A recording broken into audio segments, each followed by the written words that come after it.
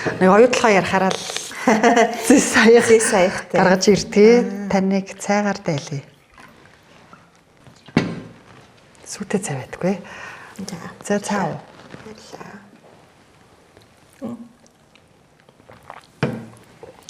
Төрөг имэн үзүүлж бай. Та 2021 оны ажлын хэсэгт ажиллаад Дубайн гэрээг цуцлах эдгээр одоо ярьж байгаа асуудлуудыг үргэлжлүүлэх боломж яагаад байгаагүй? Хэн хилцээрийг зогсоосон бэ? Хилцээр бол зогсоогүй шүү дээ. Аль биесээр бол зогсоогүй шүү дээ. Одоо сэтгүүлчийн өнцгөөс харах, хөдөлгөөс хардахаар Монголын талын ажлын хэсгийнхэн Дубайн гэрээг цуцлсан одоо Монголын талын ногдох өрийг тэгэлсэндээ сэтгэл амраад, санаа амраад хилцээрээ зогсооцсон болов уу гэж хардсан л та. Засгийн газрын ажлын хэсэг аяг шаардлага тавихаар Rio Tinto компани алга болчдөг. Зээлийн хүү 3%-аар буулгая гэд шууд бодит санал тавихаар яг Rio Tinto-тай хилцэл хийж юм хилцээрт сууж ирсэн хүнээс л асуумаар байна л да. Яг өөдөөс яг ямар хариу хэлээд идэв. Хариу өгдөг ш. Алга болчдөг байхгүй юу? Хойшлуулаад идэв. Тий, хойшлуулаад идэв. Саяхан л одоо ерөнхий сайд учрал аж үйлдвэр эрдэс баялагын сайд Дамдын ямын одоо менежментийн зардлыг л нэг 2 дахин бууруулчаад баярлж байгаа үйлдэлээс нь харахад за ер нь зээлийн хүү гэд нар бууруулах юм уу да гэсэн итгэл ер нь жоохон алдарсан л та. Тэгээд өөр нэг асуудал нь бид нар бас хариуцлага ерөөсөө ярьж чаддгүй. Одоо оюутлогын төсөл дээр чинь 2 удаа маш их хэмжээний зардлын хэтрэлт болсон. Тэгээ яг яагаад зардал чи хэтэрсэн ингээ асуухаар ерөөсөө тайлбар байхгүй. Хамгийн гол нь шинжээч оруулаад ирэхэд л шууд л ингээд овёл хараагаал 2.3 тэрбум долларын чинь тэгэлчээ гэдгийг нь анханасаа юм хийдүүлсэн хөрөнгө оруулалт байсан юм биш үү? Эрдэнэс оюут толгой компани руу Rio Tinto компани ажилтнуудыг чадахжуулах нэртэйгээр 20 сая доллар шилжүүлсэн. Тэр мөнгө хайцсан бэ? Монгол хан жүжигийн маркетингд явчихуу. Энэ 20 сая доллар солонгооч гэсэн буруутай хамсаатай гэж ярьдаг шүү дээ. Тэгээ би бол уг нь тэр 20 сая Америк долларын зарцуулалтыг нь юусоо мэдэхгүй, мэдгч одоо үүрэгтэй ажил хийж байгаагүй. Тэгвэл ерөнхий сайд бас сайхан байлиг ингээд энэ асуудлыг өгөөсгээд ингээд олон юм яриад байгаад миний хамгийн дургу хүрж байгаа юм юу вэ гэхээр Дубайн гэрээнээс болоод тухайн үед татварын ерөнхий газарт ажиллаж исэн төрийн албан хаагчид шоронд орж ирсэн.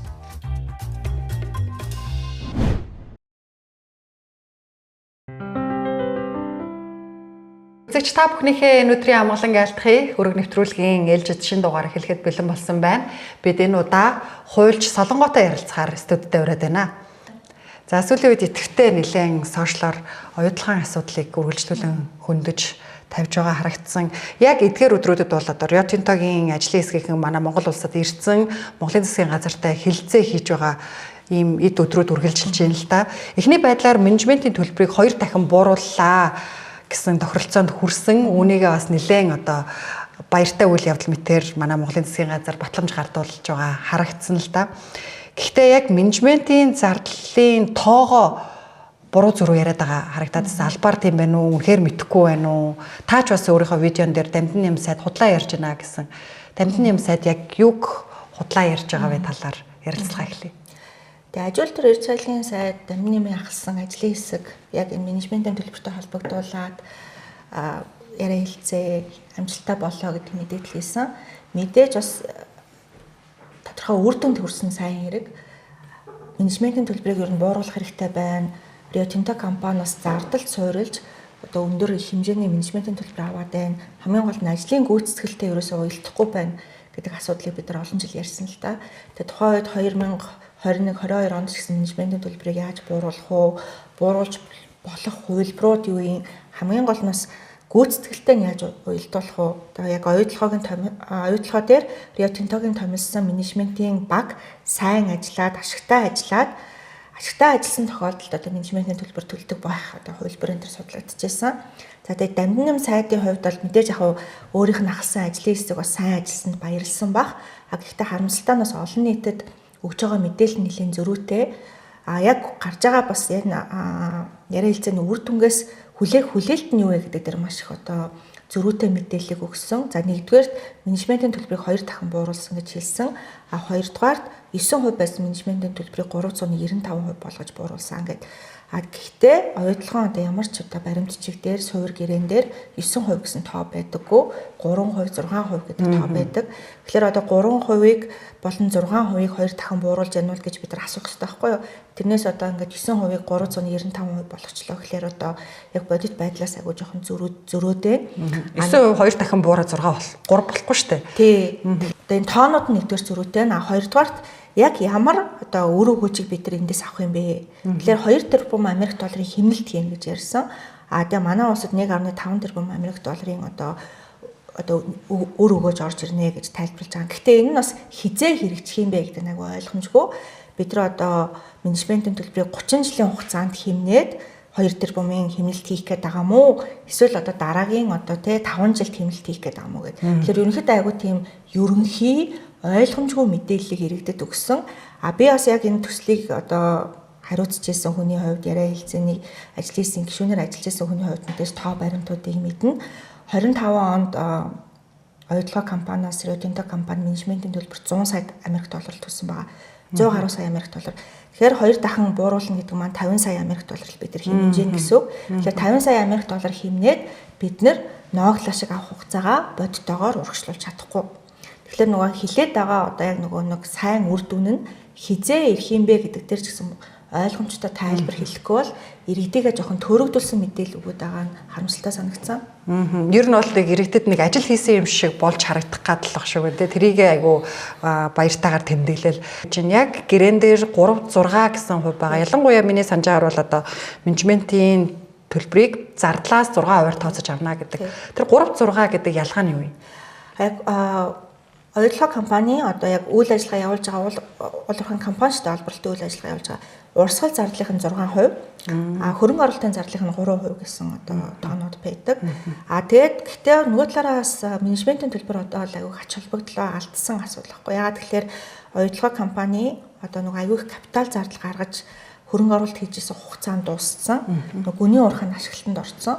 Гүний урхан ашиглалтанд орсон гэдэг нь хөрөнгө оруулалтын зардал нь эрс буурсан. Ийм үед бас бид нар заавалжгүй ингээд бас менежментийн төлбөр дээр анхаарал хандуулах гэхээсээ илүү одоо нөгөө сонсгол дээр яригдсан хувь нийлүүчийн зээлийн хүү тэгээ хоримтлогдсон хүүгийн асуудалтай анхаарал хандуулах хэрэгтэй. Тэгээ энэ дээр яг бодиттой шийдэл гарсан тохиолдолд бол бид нар ногдлох шиг бодиттойгоор авах боломж бүрдэнэ. Тэгэхээр нөгөө менежментийн төлбөрийн бас аягүй том асуудал нь үргэлжлүүлээд бид нар бас зардлаас хувь тооцож менежментийн төлбөр өгөөд авах нь хэр зохимжтой вэ? Зардлаа хэн чаддгүй шүү дээ. Тий, нэгдүгээр зардлаа хэн чаддгүй, хоёрдугаар бас яг Rio Tinto компани ажлын гүйцэтгэлтэй уялдуулж одоо уг нь менежментийн төлбөр авмаар байгаа байхгүй юу? Одоо төлж байгаа менежментийн төлбөр за ингээ бууруулсан гэдэг байгаа асуудал нь ч гэсэн дахиад зардлаас хувь тооцох гэдэг байгаа байхгүй. Тэгэхээр нөгөө оюутлогоо хэр ашигтай ажилласан бэ? Монгол улсын засгийн газарт одоо тий ноогдлоо шиг өөх хэмжээний ашигтай ажиллаж чадсан уу гэдэг нь ерөөсөө үзүүлэлт биш. Эсвэл одоо зардлаа хэмнээд тэ үр ашигаа одоо сайжруулж чадсан уу гэдэг. Тэгэхээр альч бизнесийн хувьд мэдээж ашигтай ажиллах чинь хамгийн нэн тэргүүний асуудал байх ёстой. Менежментийн багийн хувьд ялангуяа Rio Tinto-гоос томилж байгаа, оюутлогоо дээр томилж байгаа менежментийн багийн хувьд оюутлогоо ашигтай ажиллах ёстой. Гэтэл одоогийн яг нөхцлөөр зардлаас 6% тооцно гэдэг чинь зардал нь өндөр гарах юм бол тэдний ашиг байгаа даа байхгүй. Тий. Тэгсэрнэ зардлын одоо өндөр гарч ийн үү, хэд гарч байгааг бид нар бас яг бүрэн хянах боломжгүй байгаа гэдэг. Тий. Менежментийн төлбөр өдөрт оюутлогын компани төлж байгаа зээлийн хүү хоёрыг л харьцуулахад маш зөрүү гарч ирсэн л да. Одоо оюутлогын компани өнгөрсөн жилүүдийн дунджаар менежментийн төлбөрт жил 150 сая долларыг тэрийг одоо Монгол төгрөг рүү шилжүүлээд 30 хоногт хуваахаар сард юм уу те өдөрт хуваахаар өдөрт 1.6 тэрбум төгрөг ойролцоогоор төгрөгөөр төлж байгаа. Гэтэл зээлийн хүүд бол 15 тэрбум төгрөгийг өдөрт төлж байгаа шүү дээ. Тэгэхээр одоо бидний хамгийн гол анхаарах одоо point бол зээлийн хүүг бууруулах. Одоо яг үдээдч бас яг зээлийн хүүг бууруулах хилцээ үргэлжилж байна л та. Гэхдээ энэ хүү буурах боломжтой юм уу? Нөгөө талаас бас ямар одоо тулгалт хийж байгааг бас бид мэдэхгүй байна. Таны хувьд тооцоололоор зээлийн хүүг хэдэн хувь бууруулж иж бид үр өгөөж хүртэх юм? За яг гэхэд санхүүгийн загварыг аваад үзэхээр ноогдлох шиг одоо хуваарлах боломжгүй болгож байгаа зүйл л ерөөсөө өрийн дарамт байгаа. Тэгээ өрийн дарамт гэдэг маань оюутлогын компани, Rio Tinto компаниас хувь нийлэгчийн зээл авсан, за өөр бас зээлүүдж байгаа. Тэгээ энэ зээлээ эргэн төлөх хугацааг нь ингээд сунгаад одоо хойшлуулаад ах тусам хүү их хоримтлагдаад тэгээ 2011 оны хөндөөлөгчдийн гэрээн дээр энэ хүүгээ юу гэж тохирсон бэ гэхлээр 6.5% дээр нэмхэн SOFR гэдэг улирлаар тооцдог одоо энэ тухайн үед нэг Лондонгийн банк хоорондын суур хүү гэдээсэн одоо SOFR гэдэг нэртэй болсон. Тэгээд ингээд тохирцсон. Тэгээ 7 жил болгон бид нар эргэж харж хилцээ хийн гээд тэгээ 11 онд тухайн үед байгуулагдсан гэрээний 7 жил нь 2018 онд болсон. 18 онд сангийн яамнаас ажлын хэсэг гараад засгийн газрын ажлын хэсэг гараад хилцээ хийсэн. Тухайн үед бид нар бууруулах санал тавьсан боловч харамсалтай Rio Tinto компани хүлээж аваагүй. За 2021 онд ч гэсэн бид нар бас зээлийн хүүг бууруулъя гэдэг санал тавьж байсан. Тухайн үед бид нар бол 3% гэдэг санал тавьж байсан. Сангийн яам дээр судлаад бас 18 онд ч гэсэн 3% гэдэг саналыг тавьж байсан. Тэгээ энэ одоо саналыг бол харамсалтай Rio Tinto компани тухайн үед хүлээж аваагүй. Яг менежментийн төлбөртэй адилхан зээлийн хүүгийн асуудлыг бас дараагийн шатны яриа хэлцэн дээр хэвдүүлээд тохироё. Энэ асуудлаараас хөндлөнгийн зөвлөх авъя, зөвлөх үйлчлэгээ аваад бас судалж байгаа шийдъя гэдэг асуудлаар ингээд ярьсаар агаад хойшлуулсан. Яг тухайн үед бол та ажлын хэсэгт байсан шүү дээ. Саналыг бол тавьсан байсан. Хамгийн гол асуудал нь бид нар одоо ингээд харахаар яг хөндөөлөгчийн зээл гээд одоо оюутлогоо компаниас Rio Tinto компани төлөх одоо зээл өнөөдөр хоримтлагдсан хүүтэй нийлээд бараг 13-14 тэрбум Америк доллар болж байгаа байхгүй юу? Тэрний талаас илүү хувь нь ерөөсөө хоримтлагдсан хүү. Яагаад хүү ингэж их хоримтлагдсан бэ гэхлээр нэгдүгээрт одоо жилийн хүү өндөр байна. 11% байна өнөөдөр те. 11% гэдэг чинь манай Монголд ч аяг өндөр байхгүй юу? Манай арилжааны банкуд бол 11% долларын зээл авахгүй байгаа шүү дээ. Монгол улсын засгийн газар 5-6% 6.5 хамгийн ихтэй 6.5% хүүтэй бон гараад юм билээ шүү. Тэгээд хамгийн гол асуудал нь улирал болгон хүүгээс хүү тооцогддог болохоор хоримтлагдсан хүү нь ингээд нэг мөржүүлэхийн хүрчиг нэмэгдээд идэг. За тэгэхээр одоо ямар асуудал байна гэхээр бид нар одоо өнөөдөр ингээд 26 онд зээлийн хүүг ингээд бууруулах хилцээр ингээд үргэлжилж байна. Уг нь энэ 25 онд дуусчих ёстой хилцэр ахгүй юу? Одоо нэг 7 жилийн мөчлөгөөр яваад харамсалтай нь ингээд өнөөдрийг болтол үр дүн байхгүй ингээд яриа хэлцээ хийж гэн л гэж юм. Энд хоримтлагдсан байгаа хүүн өнөөдөр аль хэдийн 7 тэрбум болсон. Тэгээ анх авсан зээлээсээ одоо давтсан хэмжээний одоо хоримтлагдсан хүүг бид нараас төлөх гээд ингээд бичлэлт хийгдсэн байгаа байхгүй юу? Энэ хоримтлагдсан хүүн яг бодтой мó хамгийн гол нь ингээд яагаад хоримтлагдсан гэдэг шалтгааныг нь аягүй сайн тодорхойлоод энэ хоримтлагдсан байгаа хүүгийн дийлэнх хэсгийг нас хүчингүй болох хэрэгтэй. Тэгжээж оюутлогоо компаниас ногоол ашиг хуваарлах боломж бүрдэнэ. За тэгээ яагаад бас ингээд энэ зээлийн асуудал ингээд ийм одоо төвшөнд хүрчвэ? Яагаад одоо улсын хурал дээр нээлттэй сонсгол хийх хүртэл хэмжээнд очвоо гэхлээр энэ бол бас дахиад Rio Tinto компани өөрийнх нь лалдаа. Тухайн үед 2018 онд хэрвээ засгийн газартаа тохиролцож чадсан бол за 21 онд бас манай одоо ажлын хэсгийн саналыг хүлээгээд авсан бол бид нар бол ийм асуудлыг ингээд энэ төвшөнд гаргаад бүр их хурал дээрээ хүртэл хилцээд шийдэх шаардлагагүй. Гэхдээ нөгөө талаараа бас яагаад Rio Tinto компани ийм өөрийн сүлжээ үүсгээд одоо бараг санхүү юм үйлчлэг хийж гэн гэхлээр тэгээ ирээдүйд бас ингээд анх өгсөн зээлээсээ бараг хэд дахин давсан хэмжээний зээлийн хүү оюутлага төслөөс авах гэдэг нь гэхлээр энэ нөгөө гол ашгаа зээлийн хүүгээр авдаг. Ашгаал хийх гэж байгаа одоо гол одоо механизм байгаа байхгүй юу? Тэгэхээр нөгөө манай улсад татвар төлөхөөсөө өмнө ноогдол ашиг өгөхөөсөө өмнө аль болох хурдан хугацаанд ашгаа хийж аваад тэгэл нөгөө дараагийнхаа төсөл рүү одоо явах бэлтгэлэл хийж гэнэ гэсэн үг л дээ. Таныг ингээ 2021 онд хууль зүйн дэд сайдаар ажиллаж исэн яг энэ оюутлагын асуудлын ажлын хэсэгт яг манлайлан ажиллаж байхад одоо энэ хилцээр хийгдчихсэн шүү дээ. Амжилт гаргасан зүйл бий. Зээлийн хүү 3%-аар буулгая гэж шууд бодит санал тавихаар яг Rio Tinto-тай хилцэл хийж юм хилцээрт сууж исэн хүнээс л асуумаар байна л да. Яг өөдөөс яг ямар хариу хэлээд идэв. Хариу өгдөг ш.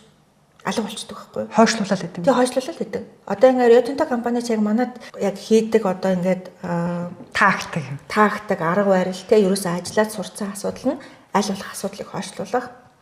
Тэгээ яриа хэлцэн дээр ингээд өөрсдийнх нь ингээд их ашигт нийцгүй шаардлагуудыг засгийн газар тавиад ах юм бол ерөөсөө хариу өгөхгүй алга болчдөг.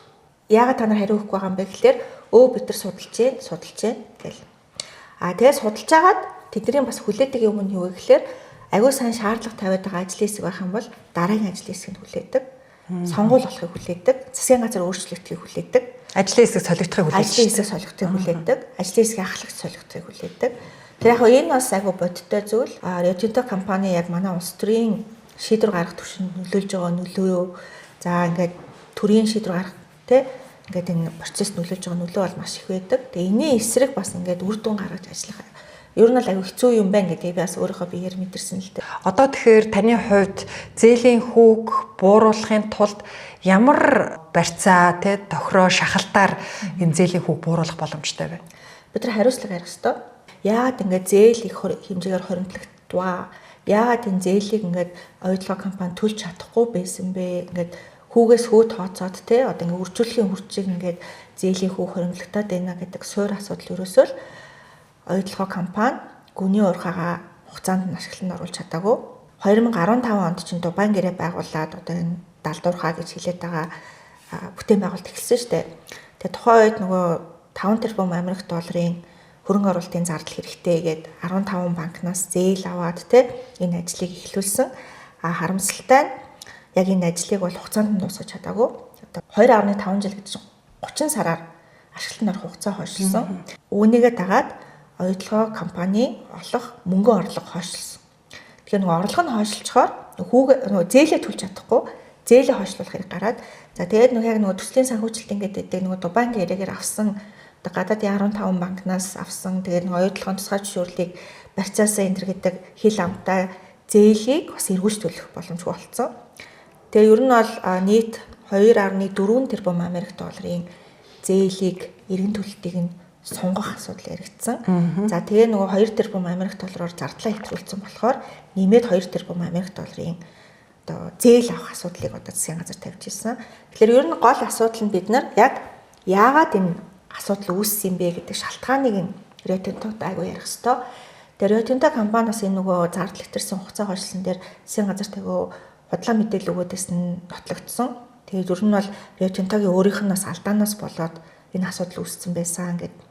Тэгэхээр энэ асуудлыг бол бид нар зайлшгүй ярих хэрэгтэй. Тэгжээж одоо энэ зээлийн хүүгийн хилцээр одоо тэр хоригдлогдсон хүүгийн цуцлах асуудлыг бас ярих боломж бүрдэнэ. Саяхан л одоо ерөнхий сайд учрал аж үйлдвэр эрдэс баялагын сайд дамжин ямын одоо менежментийн зардлыг л нэг 2 дахин бууруулчаад баярлж байгаа үйлдэлээс нь харахад за ер нь зээлийн хүүг эднэр бууруулах юм уу да гэсэн итгэл ер нь жоохон алдарсан л та. Тэгээд та ч өөрөө бас энэ шаардлагыг тавиад хүлээж аваагүй юм байна. Тэгээ ер нь оюу толгойг тойрсон хэд хэдэн чухал асуудал байгаа. Та хоёр бол сая яг зээлийн хүүг л ярьлаа. Тэрнээс бас онтригийн лицензийн асуудлыг дахин авч хэлцэх, яг хэд хэдэн хувиар эзэмшихий, гэрээг нь дахин шинээр хийх, татварын маргаан одоо ч Лондонгийн арбитр дээр явж байгаа гэд за ийм хэд хэдэн асуудлууд байгаа. Та 2021 оны ажлын хэсэгт ажиллаад Дубайн гэрээг цуцлах Монголын талын одоо 34% ноогдсон 2.3 тэрбум долларын одоо үрийг тэглэсэн. Тухайн үед ер нь ажлын хэсгийг үргэлжлүүлж эдгээр одоо ярьж байгаа асуудлуудыг үргэлжлүүлэх боломж яагаад байгаагүй? Хэн хилцээрийг зогсоосон бэ? Хилцээр бол зогсоогүй байсан шүү дээ. Аль биесээр бол зогсоогүй байсан шүү дээ. Гол асуудал нь засгийн газрын ажлын хэсэг аяг шаардлага тавихаар Rio Tinto компани алга болчдөг. Эсвэл ингээд сайд нартай нь уулзна, ерөнхий сайдтай уулзна гэдэг техникийн ажлын хэсэгтээ ерөөсөө уулздаггүй. Тэгэхээр ерөнхийдөө нөгөө нэг шаардлага сайн тавиад байгаа асуудал аягүй сайн мэддэг. Одоо яг ажил хариуцсан хүмүүсийн аягүй тойрох оролдлого аягүй хийдэг. Тэгээ мэдээж одоо Монгол улсын ерөнхий сайдтай уулзах одоо тэ санал тавьж байгаа. За тэгээ яг нөгөө сайд нартай уулзах санал тавьж байгаа хамгийн гол асуудал нь тэгж уулзсан уулзалтаараа аягүй их нөгөө асуудлыг хойшлуулах тийм оролдлогыг хийдэг. Надад бол төрсэн сэтгэл нөгөө Rio Tinto одоо яг Лондонд байгаа том захирлуудтай болон төлөөлөж зөвлөлтөө Монгол улсад ямар ч асуудал байхгүй юм шигээр мэдээлэл өгдөг юм шиг байна. Тэгээ бид нар ерөнхий сайдтай нь уулзсан, сайдтай нь уулзсан асуудалгүй штэ гэдэг одоо мэдээллийг өгөөд тэгээ асуудлыг ингээ нэг шийдвэрлэх одоо боломжийг нь хаагаад байдаг. За тэгээ яг нэг бодиттой асуудал тавьж байгаа, шаардлага тавьж байгаа ажлын хэсгийг нь тойроод гүгээд идэг. Нэг тийм л ерөнхийдөө дүр зурагтай штэ.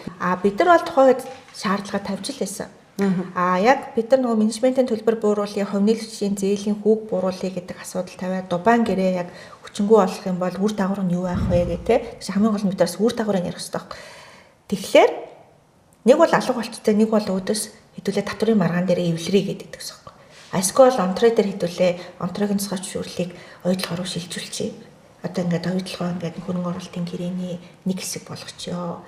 Бид нар одоо онтройгийн ингээд цэцгэж шүүрлийг шилжүүлчих юм бол энэ ингээд онтроогийн одоо тэр тусгайчруулалтад талбайг олборлоод бид тэр энэ татвар ингээд докторжуулсан одоо энэ гоё энэ орчиндөө ингээд үйл ажиллагаа явуулах гэдэг байна гэдэг. Засгийн газрын байр суурь юу байсан бэ гэхээр биднэрт нэгдүгээрт хууль эрх зүгээрээ татварын маргаан дээр эвлэрэх боломж байхгүй. За хоёрдугаарт онтроогийн тусгайчруулалт хөрөнгө оруулалтын гэрээнд хамаагүй. Энэ бол ерөөсөө тусдаа шинэ хөрөнгө оруулалтын гэрээ байгуулах хэрэгтэй. Өнөөдөр хүчин төгөлдөр мөрдөгдөж байгаа татвараар энэ асуудал зохицуулах ёстой. Тэрнээс тэр 2009 оны хөрөнгө оруулалтын гэрээ бол хамаагүй шүү дээ. Яагаад тэгэхээр онтроо гэдэг бие даасан компани энэ хоёр тусгайчруулалтыг эзэмшиж байна гэдэг. Тэгээ хөрөнгө оруулалтын асуудал нь ч гэсэн тусдаа шүү дээ.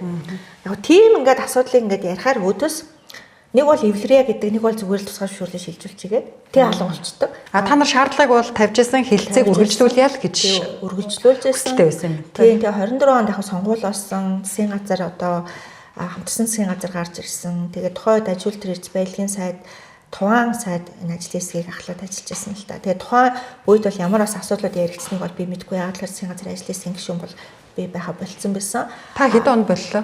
Би бол ер нь 24 оноос эхлээ болсон. Яг нэг сонгуулийн дараа бол ерөнхийдөө би яг хоёулахад холбоотой бол асуудлууд хариуцгаа бол болцсон байсан. 21 онд Дубайн гэрээг цуцалж өр тэгэлсэн шүү дээ. Монголын талд ногдох.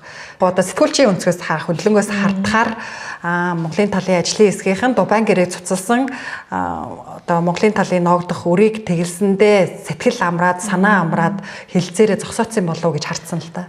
Гэхдээ ерөөсөө тийм байгаагүй шүү дээ. Харин ч бид нар одоо яг тэр үр тэгэлсэн хэлцээр байгаа шүү дээ. Бид нар 34% ногдох 2.3 тэрбум Америк долларын хоримтлагтаад байсан үрийг бүрэн тэглүүлсэн. Энэ бол бид нар бол хилцээрийн зөвхөн эхний үе шат гэж харж байсан байхгүй юу? Яг л бидэрт агүй олон асуудлаар үргэлжлүүлж хилцээр хийх шаардлага байсан. Нөгөө талаар нь боломжч байсан. Бид нараас Rio Tinto компанитай одоо яг тодорхой асуудлуудыг тавиад үр дүнд хүрэх бүрэн боломж байсан гэж би бас хардаг. Яагаад тэгэхээр одоо Rio Tinto компани бас хамгийн их эмзэглээд хийсэн өөрийнх нь одоо нэр хүндэд айгуу сөрөг байх асуудлыг нь бид нэг ингээд олоод мэдтсэн. Тэрнтэй нь холбогдуулаад ингээд нотлох баримттай болцсон байсан. Тэгээ ингээд яриа хэлцээний 2 дугаар үе шатанд бид нар бэлтэн гэж бодоод ингээд бэлтгэлээ хангаа явж байсан байхгүй юу? Тэгээд нэмэлт бас ингээд зөвлөхүүд аваад ажиллаад тэгээд яг 21 оны тэр яриа хэлцээн дээр чинь бид нар ерөөсөө гадаадын зөвлөхүүдтэй ажиллаагүй шүү дээ. Одоо нэг өөрсдийнхөө л нэг юугаар ажилласан байхгүй одоо нэг нөөц бололцоогоор тий манай төрийн албаа агч тэгэл бид чи өөрсдөө л ажилласан шүү дээ. Бид нар яг нөгөө дараагийн шатны хилцээр ялангуяа зээлийн хүү менежментийн төлбөр гэдэг асуудлууд дээр яалтчгүй санхүүгийн зөвлөх хэрэгтэй байсан, техникийн зөвлөх хэрэгтэй байсан. За тэгээ нөгөө ярьсан далдуурхайн зардал гэтэрч хугацаа хойшлсан асуудал дээр аягуулсаа хяналт тавих хэрэгтэй байна гэдэг. Тэгээ нөгөө техникийн зөвлөгөөд авч ажиллая гэдэг. Нөгөө 20 сая Америк доллар чи асуудалтын дээр гардаг байхгүй юу? Одоо намайг ч нэг 20 сая Америк доллар аваад эцсэн юм шиг л мэдээ нэг гүтгэлгүүд аяух яваад байгаа шүү дээ. Тийм шүү дээ. Одоо Эрдэнэс оюу толгой компани руу Rio Tinto компани ажилтнуудыг чадваржуулах нэртэйгээр 20 сая доллар шилжүүлсэн. Тэр мөнгө хайцсан бэ? Монгол хан жүжигийн маркетингд явчихв. Энэ 20 сая доллар солонгооч гэсэн буруутай хамсаатай гэж ярьдаг шүү дээ. Тэгээ би бол уг нь тэр 20 сая Америк долларын зарцуулалтыг нь юусоо мэдгч одоо үүрэгтэй ажил хийж байгаагүй. Эрдэнэс оюутлын шилцнийг мэдсэн үү? 20 сая Америк долларын санхүүжилт авч байгааг бол би мэдчихсэн. Одоо жил болгон 5 сая Америк долларын одоо санхүүжилт олгож ирснийг мэдчихсэн. Тэр мөнгө бас уг нь Эрдэнэс оюутлын компанийн чадхыг бэхжүүлэхэд зарцуулагдах ёстой байсан гэдгийг мэдчихсэн. Яг л тэр чинь оюутлогоо дээр төлөөлөд зүйлийн тогтоол гараад тэр мөнгө өгсөн байхгүй. Гэтэл сүүлд нь яг энэ чинь ингээд сүүл рүүгээ ингээд бараг 4-5 жилийн дараа асуудал юу болж ийн гэсэн чинь тэр мөнгөний зарцуулалтыг одоо хинч мэдхэ болцсон те бараг ингээд хахуул байсан юм шүү гэж харагдаж байна шүү дээ. Харамсалтай нь энэ бол ерөөсөө тийм байгаагүй. Бид нар харин ч одоо Эрдэнэс оюутлогоо компани гэдэг манай нөгөө төрийн өмчөд тэгээ манай нөгөө 34%-ийг одоо эзэмшээд бидний өмнөөс одоо хувьцаа эзэмшдгийн эрхийг нь хэрэгжүүлж байгаа компанийнхаа чадхыг бэхжүүлээд сайн зөвлөхүүдтэй болгоё, техникийн зөвлөхүүдтэй болгоё. Тэгэхгүй бол бас Rio Tinto-гоос өгж байгаа энэ мэдээлэлд бид нар сайн дүн шинжилгээ хийж чадахгүй байна. Монгол Улсын эрх ашиг хамгаалж чадахгүй байна гэд авсан санхүүжилт авахгүй юу. Тэгээ сүүлдээ тэгээ бүр үйл хөдлөх энэ төр авсан юм байл л дээ. Би бол одоо жишээ нь үйл хөдлөх авч ирсэн асуудал дээр бол одоо энэ болохгүй л гэж одоо яг ингээд ер нь бол яг тухайн үед яг ямар зориулттай байсан гэдгийг мэдчихсэн болохоор яагаад одоо үйл хөдлөх авах гэдэг юм болоо гэж зүгээр хальт сураг сонсоод тэгж бодож исэн. Тэгэхээр ер нь бол яг энэ мөнгө уг нь Эрдэнэс оюутлогоо компанийн чадхыг бичлэхэд зарцуулагдах ёстой байсан. Гэхдээ тэгж 20 сая жил болгон 5 сая $5 ингээд нийтдээ 20 сая $5 авах нь өөрөө зөв байсан юм уу? Энэ бол оюутлогоо компани засаглалын хүрээнд шийдсэн. Яагаад бас ингэж шийдсэн бэ гэхээр одоо оюутлогоо дээр чи ингээд Rio Tinto компани дэлхийн хамгийн шилдэг зөвлөхүүдтэй хамт орж ирдэг. Санхүүгийн зөвлөхүүд гэхлээрээ Ротшильдийн банк орж ирдэг. За хуулийн зөвлөх гэхлээрээ дэлхийн хамгийн өндөр үнэтэй одоо хуульчдын хүслөөд ороод ирдэг те. Тэгээ яриа хэлцэнд маш сайн бэлтгэлтэй орж ирдэг. Манай засгийн газрын ажлын хэсэг одоо яг тэрнтэй адилхан одоо те төвшөнд биш юм аа гэхэд ямар ч байсан нэг ойролцоо төвшний бас гадаадын зөвлөгтэй зайлшгүй ажиллах шаардлагатай байдаг. Ягаад гэвэл бид нар нөгөө Rio Tinto-гийн хэлж байгаа одоо зүйлсийг одоо нэгтлах, үгүйсгэх те өөрсдөө байр суурийг хамгаалах гэх мэтчлэн одоо ингэ яриа хэлцээний олон асуудал дээр мэдээж зөвлөхөдтэй ажиллах шаардлагатай. За тэгээ яг хөө мэдээж бид нар ингээл аль болох боломжтой сайн Rio Tinto-тай ашиг сонирхлын зөрчилгөө зөвлөхөдтэй бас ажиллах гал судалж исэн. Улсын хурлын бас 92 дугаар тогтоол гэж байгаа нэг засгийн газар чиглэл өгсөн. Тэгээ тэр чиглэл өгсөн тогтоол дээр ч Эрдэнэс оюутлогоо компани чадхыг бэхжүүл гэдэг үүрэг даалгавар байдаг байхгүй. Тэгээ дээрэс нь сайн зөвлөхөдтэй ажил гэдэг бас үүрэг даалгавар өгсөн байдаг. Тэгээ 21 онд чинь ковидын цар тахлын нөхцөл байдалтай байсан. Манай төсөвчин бас аягүй хүндрэлтэй болцсон. Экспортын орлого тасарсан тий. Тэгэхээр бид нар улсын төсвөөс тийм өндөр зардалтай одоо гадаадын зөвлөхүүдтэй хамтарч ажиллана гэхэлэр мэдээж бас аягүй шүүмжлүүлэхээр байсан л байна л да. Одоо ингээд өнөөдрийн байгаа байдлыг харахаар тэгэхээр нөгөө Эрдэнэс оюутлогоо компани чинь оюутлогоо компаниас нөгөө ноогдол ашиг хуваарлахгүй болохоор орлогогүй зөвхөн 34% эзэмшээд байгаад байдаг. Ерөөсө зардал гаргаад байдаг гэсэн компани байхгүй юу? Тэгээ Эрдэнэс Монгол компаниасаа ингээд зээл аваад үйл ажиллагаагаа санхүүжүүлээд байдаг. Тэгэхээр тэр 20 сая $-оосоо уг нь зөвлөх үйлчилгээ аваагүй үйл хөдлөлт зарцуулсан юм. Үгүй яг зөвлөх үйлчилгээ авах ёстой байсан Эрдэнэс оюутлогоо компанийн чадхыг бичлэх ёстой байсан. За тэгээ миний мэдхээр эхний ээлжинд бол зөвлөх үйлчилгээ аваа явж ирсэн юм. Одоо яг нөгөө техникийн зөвлөхүүд тэгээд шүгэл үлээгч нөгөө засгийн газартай хамтарч ажиллаж байсан шүгэл үлээгчтэй гэрээ байгуулсан. За тэгээ санхүүгийн зөвлөхүүдтэй гэрээ байгуулсан. Ер нь бол миний мэд гэрээнүүд нь яг эдгээр байгаа да. Өөр бусад ямар байдлаар зарцуулсан гэдэг надад бол мэдээлэл авахгүй. Яг тэгэхээр энэ чинь миний мэд өстой байсан ажил ерөөсөө биш. Эрдэнэс Монголын төлөөлөл өдр зөвлөлтөөр бизнес төлөвлөгөөг нь батлаад, төсвийг нь батлаад, за тэгээ Эрдэнэс оюутлогоо компанийн гүйцэтгэх захирал нь гарын үсэг зураад гүйлгээ хийжсэн асуудлууд тахгүй юу? Би одоо ерөөсөө тэр мөнгийг захиран зарцуулах одоо үүрэгтэйч байгаагүй, тэрийг нэг хянагч одоо чи үүрэгтэй байгаагүй. Бид нар энэ нөгөө 20 сая $20 гэдгийг ингээд ус төржүүлээд одоо тухайн үед нөгөө засгийн газрын тэргүүн байсан хүний эсрэг те ус төрийн акт золгоод за эсвэл тухайн үед ажиллаж байсан засгийн газрын ажлын хэсгийн гишүүд ингээд тэр мөнгийг эдсэн юм шиг яриад ингээд байгаа нь ерөөсөө л ус төрийн зорилготой. Тэгээ нөгөө манай намын нэг юм талцал хуваагдал байгаад шүү дээ. Өнгөрсөн хавраас хойш эхэлсэн. Тэгээ энэ бас юунд л ингээл ашиглаад байгаа юм болов гэж бодож байна. Мэдээж гэхдээ энэ 20 сая $20 санхүүжилтийг бас яг зориултын дагуу зарцуулсан гэдгийг шалгах ёстой. Гэтэ харин тий одоо ингээд хилцэлд орж байгаа шаардлага тавьж байгаа компаниасаа $20 сая авчихсан гэхэр чинь эргээ шаардлага тавьж чадах юм уу гэдэг нөхцөл үүснэ. Ийм байдлаар өөр одоо мөнгнүүд авсан биш үсттэй энэ нь одоо нэг хахуулдагдж байгаа нэг хэлбэр юм биш үү гэж харагдаад байгаа юм л да. Яг бидний хувьд аягүй бодох ёстой юм. Монгол Улсын засгийн газар оюутлогоо төсвөлт хувьцаа эзэмшээд те 17 жил болж байна. За оюутлогоо компани Тэсийн Баяжмлаа экспортлоод одоо энэ жил 14 дахь жилдээ болж байна те. Тэгээ ингээ бодохоор манай улсад ерөөсөө үр өгөөж байхгүй. За тэгээд нийт одоо яг оюутлогоогийн экспортлсон Тэсийн Баяжмал 24 тэрбум Америк доллар гэж байгаа байхгүй юу?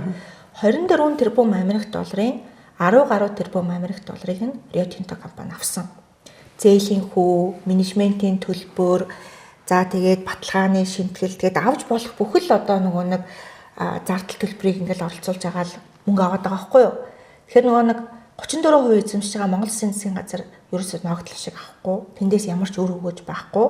Татврын орлого гэхлээр нэг 5% амнаатал авж байгаа. Тэр чинь тэгээд манай татврын орлого чинь ингээд юулга орчиж байгаа шүү дээ. Улсын төсөв өрөөгөө ороод зарцуулагдаа явчихж байгаа. Тэгэхээр нөгөө бид нар ингээ яг оюутлогоо төсөл дээр хяналт сайн тавих, за хамгийн гол нь Rio Tinto-гийн өгөөд байгаа мэдээлэл дээр түн шинжилгээ хийх чадхыг бичүүлнэ гэхлээр одоо тэр гадаадын зөвлөгөөд авах эсвэл одоо ингээд тодорхой хэмжээний ингээд хяналт тавигчийг үргийг санхүүжүүлнэ гэхлээр улсын төсвөөсөө санхүүжүүлэх гэсэн юм байна. Тэгэхээр нөгөө улсын төсвөөс бид нар ингээд тэрийг санхүүжүүлэх чинь эргээд татвар төлөгчдийнхөө мөнгөөр одоо ингээд айгүй их мөнгө олж байгаа том төслийг одоо эргээд нөгөө нэг хяналт тавих зорилгоор ингээд санхүүжүүлнэ гэж эргээд бид нараас айгүй шүүмжлүүлэх байсан. Тэгээ ер нь бол ингээд нийт авсан менежментийн төлбөр нь 1.5 тэрбум Америк доллар байхгүй юу. Тэгээ тэрнтэй харьцуулахад Монгол засгийн газар 34% эзэмшигчийн хувь мэдээж тэр төслөөс тодорхой хэмжээний бас үр өгөөж авах хэрэгтэй шүү дээ. Ялангуяа оюутлогоо компани дээр бид нар хяналт тавина. Одоо ингээд Rio Tinto компани хилээд байгаа зүйлс үнэн зөв байна уу гэдэг дээр ингээд дээрээс нь ингээд Монгол Улсын байр суурийг хамгаалах гад, эрх ашигыг хамгаалах гад ажиллах ажил дээр бид нар дахиад яагаад улсын төсвөөсөө санхүүжүүлэх хэрэгтэй. За бас нэг асуудал нь сүүлийн үед нөгөө оюутлогоо компани гүйцэтгэх захирал мөнгөсөх бас хэвлэлд өгсөн мэдээлэлд тэгсэн байгаа. За 20 сая Америк долларын санхүүжилт өгсөн үнэ. Гэтэ бид нар энийг яаж зарцуулсныг мэдэхгүй. Уг нь оюутлогоо компани тэр санхүүжилтийг яаж одоо зарцуулж байгаа тэр хяналт тавих үүрэгтэй байсан. Ялангуяа авилгатай тэмцэх хууль, бусад одоо хуульд одоо хуулийг дагаж мөрдөж гэнэ үү? Хин нэгэн Монголын одоо төрийн өндөр албан тушаалтанд улс төрчид тэр мөнгнөөс очихоос урьдчилан сэргийлэх механизмыг уг нь оюутлогоо компаниас мөрдүүлэх ёстой байхгүй. Ягаад гэвэл Rio Tinto ч нөгөө үндэстэн дамсан корпорац. Тэгээ Английн одоо авилгатай тэмцэх хуулиар, Австралийн хуулиар, Америкийн нэгдсэн улсын гэсэн хуулиар үндэстэн дамсан корпорацууд гадаадад үйл ажиллагаа явуулахдаа нөгөө улс төрчид нь авилга өгөхгүй байх одоо үүрэгтэй. Тэгээ энэ үүргээс гадна яг Английн хуулиар бас өөр ямар үүрэг байдаг вэ гэхлээр авилга өгөхөөс урьдчилан сэргийлэх механизмыг бүрдүүлэх ёстой. Тэгэхээр нөгөө Rio Tinto-гоос гүйцэтгэх удирдлагын томилж байгаа шүү дээ. Оюутлогын компани дээр тэгэхээр мөнгөсөх захирлыг Rio Tinto компаниас нэр дэвшүүлж томилсон. Тэгэхээр Rio Tinto компанийн томилсон гүйцэтгэх удирдлага нь бид нар энийг мэдээгүй шүү дээ. Одоо нөгөө Эрдэнэс оюутлогын компани яаж зарцуулсныг мэдээгүй шүү дээ. Улс төрчдөд өгсөн эсгийг бид нар мэдэхгүй шүү дээ гэж хэлж болохгүй байхгүй. Хэрвээ ингэж хэлжээвэл энэ хүмүүс яг Английн нөгөө авилгатай тэмцэх хуулиа зөрчиж байгаа. Тэгэхээр бидний хувьд бас аюу анхаарах ёстой зүйл маань оюутлогоо компани ингээд аюу их ингээд манай ингээд дотоодын улс төрд ороод нөлөөлдөг хэрнээ бид нар мэдээгүй штэ яатсан болоо гэж суугаад иж болохгүй байхгүй юу. Гэхдээ сүүлийн үед нөгөө яг төөрөгдүүлсэн мэдээллийнх нь давтамж аюу нэмэгдээд байгаа байхгүй юу. Түрүүн та ярьжсэн ш 21 оны хилцээрийг хийж байх үед бид нар ингээд нэг Rio Tinto компани нэр хүндэд нөлөөлөхүйц нэг баримтыг олсон. Энэ баримтаа ашиглаж бас хилцээр хийх гэжсэн гэсэн тэр баримтыг хэлж болох уу? Оны 9 сард намайг ажиллаа авахад Rio Tinto компани манай засгийн газар дээр хүсэлт тавьсан. Тэр хүсэлт нь юу вэ гэхээр бид нар ингээд оюутлогоо ингээд энэ даал дуурхай бүтээн байгуулалтаа хугацаанд дуусгаж чадсангүй. Хугацаа 30 сараар хойшлж байна. За нэмэлт 2 тэрбум Америк долларын санхүүжил хэрэгтэй байна. Тэ? За тэгээ авцсан байгаа зээлүүдийнхээ эргэн төлөлтийг хойшлуулах хэрэгтэй байна. Тэгээ засгийн газраа одоо ингээд та нарын асуудлыг шийдэж өгөөч гэдэг. За бидний хувьд ч гэсэн нөгөө их хурлын 92 дугаар тогтоолыг хэрэгжүүлэх чиглэлтэй ажил хэсэг байгуулагдсан. Тэгээ Rio Tinto компаниас тавьж байгаа асуудал нь юу байсан бэ гэхээр одоо ер нь бол бид нар ингээд геотехникийн нөхцөл байдлаас болоод геологийн одоо нөхцөл байдлаас болсон гэдэг чинь бидний хяналтаас гадуур асуудлаас болоод зардал хэтэрчлээ. Энэ бол одоо бид нар бол яаж чадсангүй л гэж тайлбар хийжсэн байхгүй юу. За тэгээ бид нар тухайн үед судлаад үзсэн чинь олон улсын хэвлэлээр аягүй зөрүүтэй мэдээлэлтэй. Тэр Rio Tinto компани эсрэг яг оюутлогоо төсөлтэй холбогдуулаад 2 ч хүн шүгэл үлээсэн. Тэгээ шүгэл үлээхдээ юу гэж үлээсэн бэ гэхээр Rio Tinto компани оюутлоготой холбоотой асуудлаар үнэн бодтой мэдээлэл өгөхгүй байна. Хөрөнгө оруулагчтай хуураад байна. Зах зээл дээр одоо Rio Tinto ч нөгөө хувьцаа нь Лондонгийн Австралийн хөрөнгийн бирж дээр арилжаалагддаг компани. Тэгээ тухайн үед ч бас оюутлогын 66% эзэмшижсэн эзэмшиж байгаа Turquoise Hill компани хувьцааг ч гэсэн Нью-Йоркийн Торонтогийн хөрөнгийн бирж дээр арилждаг байсан. Яг ингээд нөгөө нэг судлаад үзсэн чинь тэр Turquoise Hill компани жижиг хувьцаа эзэмшигч ч гэсэн айгүй сэтгэл ханамжгүй, айгүй ууртай мэдээлэл өгсөн. Rio Tinto компаниас үнэн зөв мэдээлэл өгөхгүй байна гэл. За тэгэл шүүгэл үлээгч хүмүүс бас ингээл олон улсын хэвлэлээр мэдээлэл өгвөл хоёр ч ингээд давхцал шүү дээ. За тэгээ бид нар судлаад үзсэн чинь нөгөө шүүгэл үлээгчтэй холбогдсон чинь засгийн газраас ингээд холбогдсон гэсэн чинь мэдээж бас ингээд нээлттэй бидэрт мэдээлэл өгсөн. Тэгээд бид нар төгсөн зөвлөгөө нь юу гэхээр Rio Tinto компани танарт үн зөв мэдээлэл өгөхгүй байна. Яг энэ зардал хэтэрч хугацаа хойшлсан асуудлаар геотехникийн нөхцөл гэж тайлбарлаад байгаа чинь буруу шүү, худлаа шүү. Ер нь бол та нар энэ Rio Tinto компанийн хэлээд байгаа тайлбар дээр нь зайлшгүй хүндлэнгийн шижээжтэй ингээд оруулаад дүгнэлт гаргуулах хэрэгтэй гэдэг. За тэгээд бид нар чинь нөгөө 20 оны 11-р сард оюутлогын төлөвлөлт зөвлөлийн хурал дээр анх удаага засгийн газраас бараг энэ тогтоолын төсөл оруулчихсан байхгүй юу? Тэр нь юу байсан бэ гэхээр за энэ оюутлогын энэ далдуурхай ингээд зардал хэтэрсэн 2 тэрбум Америк доллараар зардал хэтэрсэн. Тэгээ энэ 2 тэрбум гэж аюу их мөнгө байхгүй юу? Одоо тухайн 5 тэрбум Америк доллараар ажиллаа дуусна гэд амлалцсан байсан. 30% нэмэгдсэн байгаа байхгүй. Анх өөрсдөө тооцоолж ирснаас. За тэгээ ингээд зүгээр нэмэгдчихлээ гэд тэгэхээр аюу хэцүү ингээд угаасаа манай улсад ирэх үр өгөж нөлөөлөд байдаг. За тэгээ бид нар ямар асуудал тавьсан бэ гэхээр за энийг ингээд судлаа. Яг яагаад энэ зардал хэтэрсэн гэдэг дээр нийтүүлээ. Хүндлэнгийн яг олон улсын шинжээчд ажиллуулъя. Тэгээ энэ зардлыг нь оюутлогоос хариуцаа. Яагаад гэхээр энэ оюутлогын асуудал байна гэдэг. За тэгээ нэг бөө хэрүүл олж жагаад Rio Tinto компани эсэргүүцсэн санал өгөөд тэгээ манай засгийн газрын 3 гишүүн, Turquoise компанийн томилсон 3 гишүүн хамтдаа нийлж агаад анх удаага тогтоолын төсөл батлуулсан байхгүй юу? За тэгээ энэ тогтоол баталсан чинь Rio Tinto амар ууртай. Бүр бөө уур олоод, бөө юм болоод тэр чинь уг нь хэрвээ ингээд дэлхийн хэмжээний том мундаг уулуурхайн компани бол ажлын шалгыг ихэд бол нэг татгалзаад байх ёсгүй шүү дээ тий. Үнэхээр одоо мундаг компани юм бол одоо тэгээ ялангуяа гээд 1.5 тэрбум Америк долларын менежментийн төлбөр авцсан компани чинь тий. Одоо эмийн шалгыг ихлээр чи одоо за тэгээ шалгаал гэж одоо сууж иж болно шүү дээ. Тэгээ ялангуяа засгийн газар шаардлага тавихаар бүр уурлагдсан. За тэгээ ямар ч байсан бид тэр төр хороогоо байгуулад манай нөгөө гишүүд ажиллаад шинжээч томлоод ажиллаад тэгээ 21 оны 8 сард бид хүндлэнгийн шинжээчийн дүгнэлт авсан юм. Тэгээ хүндлэнгийн шинжээчийн дүгнэлт нь болохоор зэрэг агүй сайн бас ингээд шинжээчтэй ажилласан.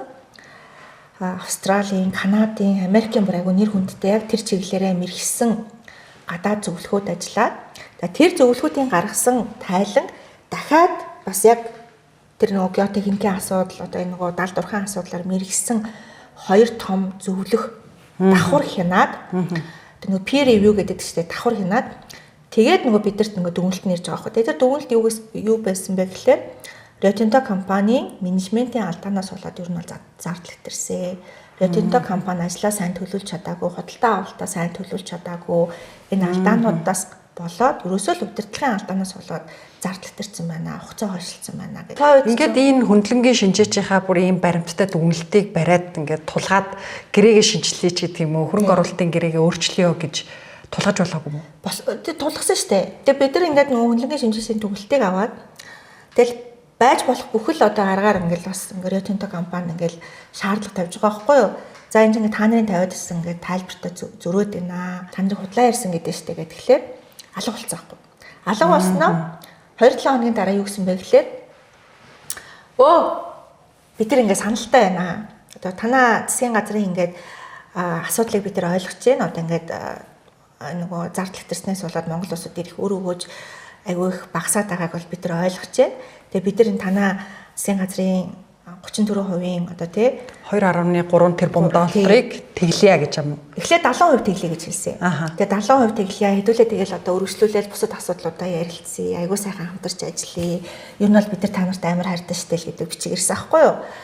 Тэгээд бас нөгөө тухайн үед яг тэр бичиг ирсэн чинь надад бас айгүй шахалт ирээд юу шахалт ирсэн бэ гэсэн чинь намайг тэр бичгийг ингээд одоо хэвлэлт яригээд бараг л одоо тэр айгүй сайхан бичиг ирчлээ те яриа хэлцээ ингээ үр дүнтэй болж байгаа гэж яригээд тэгээ би бол тухай шууд татгалцсан байхгүй юу энэ яагаачгүй байна яриа хэлцээ үргэлжилж जैन бидэрт илүү их боломж байгаа те бид нар ингээд юу юуны туханд хөрлөхөө одоо ингээд хамгийн эхэлж өгсөн санал дээр нь ингээд одоо нөгөө тамхины сайд шиг байна. Тэгээд яж бодоо ер нь бол тамхины сайд одоо сая ямар их баярлав те ямар их рийл хийв те тэгээ тухайн үед бас би бол одоо яг шууд татгалзчихсан бидэрт энэс илүү их боломж байгаа. Тэгээ нөгөө бушуу туула бориндоо баста гэдэг шүү дээ. Тэгэхээр ер нь бас яагаад бас Rio Tinto компани тийм санал тавьж эхэлсэн бэ гэхээр ерөөсөө хамгийн санаа зовсон юм нь хүндлэнгийн шинжээчдийн дүгнэлт байсан. За тэгээ бид нар үргэлжлүүлж яриа. Тэгэхээр эндээс ийм л асуулт гараад байна л да. Та бүхэн тэр үед ингээд Дубайн гэрээг цуцаллаа 2.1 Монголын 34% ноогдох 2.3 тэрбум долларын өрийг тэглэлээ гэд нэлээд бас л попорчлээсэн. Тэгтэл 2.3 тэрбум доллар гэдэг нь өр гэдэг нь угаасаа анханасаа байгаагүй зүйл байсан юм шүү. Байсан шүү дээ. Тэшин тооцогдсон одоо оюу толгойн сайхан бэлэг сайдтай хийст Дубайн гэрээгээр энэ зардлыг дагуулan бичсэн хийсвэр дүн юм биш үү? Үгүй шүү дээ. Одоо би яг хуу ерөнхийдөө байсан сайхан бэлэггүй одоо энийг бас ингээд нэг хурдагдсан ч юм уу худлаа юм байсан гэж бас яриа өхийг нь сонсоо жоохон гайхсан л да. Тийм чухал одоо хариуцлагатай ажил хийж исэн хүн яагаад бас ийм асуудлаар ингээд иргэдийнхаа төөрөгдүүлсэн мэдээлэлүүд байгаа юм болоо гэд. Надад хамгийн харамсалтай санагддаг юм бид нар ингээ оюутлогоо төсөл дээр яг улс төрийн хувьд нийтмэл байр суурьтай баймаар байгаа байхгүй. Тэгээ яг тэр 2.3 тэрбум Америк долларын өр бол бодиттой байсан. Тэр өр тэглэгдээгүй байсан бол өнөөдөр бид нар ногдлол шиг авах шаардлагыг тавьж чадахгүйсэн байхгүй. Яагаад тэгэхээр бид нар тэр нөгөө 34% зээлээр санхүүжүүлээд байсан шүү дээ. Тэгээ 34% зээлээр санхүүжүүлэхийн нэг нөхцөл нь юу байсан бэ гэхээр ирээдүйд бид нар тэр хуримтлагдсан байгаа зээл болон хүүг оюутлогоо компаниас орж ирэх ногдол ашгаар төлнө гэдэг нөхцөлтөө. Тэгэхээр бид нар нөгөө ногдол ашиг авъя гэдэг шаардлага хичнээн тавиад нөгөө 34%-ийн өрөндөө өгөх гээд байсан. Тэгэхээр 2.3 тэрбум Америк доллар чинь яг 21 онд хуримтлагдаад байсан дүн. Тэгээ хэрвээ тэр одоо үрийг бид нар тухайн үед тэглээгүйсэн бол яг адилхан энэ хувьнэлэгчийн зээлийн хүүтэй адилхан ингээл өсөөл явах байхгүй яг үржүүлэхийн үрчиг өсөөл дахиад нөгөө 11% зээлийн хүүг бид нар яриад дахиад бараг 6 тэрбумын өртөө олцсон байж тээ гэдэг асуудал яригдсан байсан. Хөндлөнгийн шинжээч оруулаад ирэхэд л шууд л ингээд оглоор агаал 2.3 тэрбум долларын чинь тэгэлчээ гэдг нь анханасаа ийм хийдүүлсэн хөрөнгө оруулалт байсан юм биш үү? Үгүй. Одоо яг хуу энэ төсөл чинь Монгол улсад ямар ч ашиггүй болцсон байна. Татврын орлогч олигтой байхгүй байна. За тэгээ хамгийн чухал асуудал нь бид нар 34% та хизээч ногдол ашиг авахааргүй болцсон байна гэдэг. Тэр шаардлагыг одоо Rio Tinto компани бол мэдээж бид нар аягүй ойлгож байна. Асуудлыг ойлгож байна гэдэг одоо юуг тавиад. За тэгээд анх тэр нөгөө 70% тэглэе гэдэг санал ирсэн шүү дээ. Тэрэн дээр нэмээд 350 сая Америк долларыг бид нар та нарт бэлнээр өгье гэж хэлсэн аахгүй юу? Тэгээ яг тэрийг юу гэж тайлбарсан бэ гэхээр бас ковид одоо 19 сар тахлын хүнд хэцүү үе байна бид нар бас асуудлыг ойлгочээ ингээд аюу сайхан ингээд найрсаг үрээд ирсэн. Тэгээ бид нар бол мэдээж илүү их шаардлага тавьсан. Ялангуяа тухайн үед нөгөө засгийн газар өдөртөмж нь Улсын хурал 92 дугаар тогтоол байсан. 92 дугаар тогтоолч бас аягүй өргөн хүрээтэй шүү дээ. Өнөөдөр ч гэсэн засгийн газрын ажлын хэсэг тэр ажлуудыг хийх л одоо хүлээлттэй байгаа. За тэгээ бид нар нөгөө 8 сараас эхлүүлээд 12 сар хүртэл яриа хэлцээ хийгээд за ямар ч байсан ингээд бид нар 34% одоо ингээд торимтлогтаад байгаа 2.3 тэрбум Америк долларыг 100% тэглэе гэдгийг одоо Rio Tinto компани зөвшөөрөөд зөвшөөрөхдөө юу гэсэн бэ гэхээр за бидний хувьд бол энэ маш хэцүү шийдвэр байлаа тий одоо бид нар бас ингээд ирээдүйд бас ингээд авах хэрэгтэй байсан ашигасаа татгалзлаа одоо тэг юу гэдэг тий зөндөө бол юм яриад гэхдээ ямар ч байсан хэдүүлээ энэ дээрээ тохирж байгаа нь сайн хэрэгээ гэд за бусад асуудлаар одоо хоёулынхаа сая ярьсан одоо Дубайн гэрээ хүчингү болгоод яах юм менежментийн төлбөр хувь нөлөөлөгчдийн гэрээ гэд аюу олон асуудал татврын маргаан гэх тий энэ асуудлууд дээр одоо ингээд яриа хэлцээ хийнэ гэхээр аюух цаг авнаа. Тэгэхээр хэдүүлээ 2 дахь шатныхаа яриа хэлцээн дээр энэ асуудлуудаа ярья гэх тий. Тэгээ нөгөө нэг яг тэр 23 одоо бидний хувьд бас ингээд яг тухайн үед яг ингээд мэдээж ингээд цагт аюух шахагдаж ажиллаж байгаа байхгүй юу. Тэгэл нөгөө гүний уурхаа дээр нь бас ингээл ажлыг нь эхлүүлэхгүй бол хугацаа алдаад байна гээл дахиж аюух алдагдлалд орох гээд байна гээл тий. Бөө ингээл тэр чинь ингээл хугацаагаар шахаж байгаа шүү дээ. Тэгээ бидний яг хилцээ хийж чадсан, яг амжиж хийсэн, тохиролцож чадсан зүйл бол яг 34% ногдох өрийг бүрэн тэглүүлсэн. За тэгээ үргэлжлүүлээд одоо яг Дубайн гэрээ хүчингү болгоно шүү. Үр дагаварт нь бид нар менежментийн төлбөрөөр бууруулна шүү. Зээлийн хүүгээ бууруулна шүү гэдэг уг яриа хэлцээнүүд үргэлжлэх хүлээлттэй байсан. За тэгээ дараагийн шатны яриа хэлцээн дээр нь бид нас зөвлөхүүдтэй ажиллах хэрэгтэй байна. Тэгэхгүй бол бид нар бас агай ингээд те яг хамгийн сайнаараа бид нар хилцээ хийж чадах уу гэдэг чинь бас хамгийн чухал асуудал байхгүй юу. Засгийн газрын ажлын хэсгийн нэг юм чинь бид нар иргэдэд төлөөлж те одоо монголчуудаа төлөөлж яриа хэлцээ хийж байгаа. Тэгэхээр монголчуудын хувьд байж болох хамгийн сайн яриа хэлцээний хувилбар юу вэ гэдгийг бид нар байнга судалж явах хэрэгтэй. Тэгэхээр Rio Tinto компани ингээл байж болох бүхэл сайн зөвлөхүүдтэй ингээл ороод ирэхэд бид нар ингээл нэг хэдэн одоо төрийн албан хаагчтайгаа суугаад байх аюу хэцүү байхгүй юу? Бид нар төрийн албан хаагчтай ч аюух дарамт үзүүлж байгаа. Тэгээ аюу чухал асуудал нь бидний бас бодох ёстой юм маань Дубайн гэрээнээс болоод ялангуяа ерөнхий сайд бас сайхан бэлэг ингээд энэ асуудлыг өгөөсгээд ингээд олон юм яриад байгаад миний хамгийн дургу хүрж байгаа юм юу вэ гэхээр Дубайн гэрээнээс болоод тухайн үед татврын ерөнхий газарт ажиллаж исэн төрийн албан хаагчид шоронд орж ирсэн. Яа тэгэхээр тухайн үед ингээд татврын асуудлаар Rio Tinto компанитай Дубайн гэрээгээр тохирцсон Монгол улсын эрх ашигыг хохироосон гэдэг. Тэгэхээр нэг айгүй хэцүү асуудал нь өнөөдөр ч гэсэн одоо засгийн газрын ажлын хэсгийн айгүй том одоо асуудал нь юу вэ гэхээр ер нь бас ингээд оюутлогоо дээр ингээд ажил хариуцаад шийдвэр гарах зөрөгтэй төрийн албан хаагч ер нь бол айгүй хэцүү байхгүй юу? Айж штэ. Айж байгаа. Улс төрийн үр дагавараас нь Монгол улсын эрх ашигаас илүү ээж хэдэн хүүхдтэй харагдах болчих.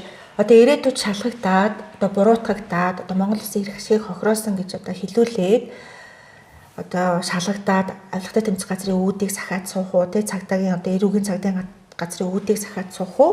А тэрний оронд аль болох оюутлагын асуудалд оролцохгүй хол байжгаад эсвэлтгүй хийгээд. Тэгээд намайг бас нөгөө нэг 20 онд ингээд засгийн газрын ажлын хэсгийн гишүүнээр ажиллаж байхад гэсэн манай төрийн албан хаагчд оролцох аягүй дургүй байсан байхгүй. Би тэ ихэндээ аягүй гайхахтай би чаас яг тухайд аягүй тийм дээврөө ингээд аль болох асуудал шийдчихье гэж бодоод яг миний хувьд ч бас тийш ингээд сонирхолтой төслөөсөн. Аягүй олон асуудлууд хоригдлогдсон. Тэгээд аягүй шийдэж болохоор санагдсан.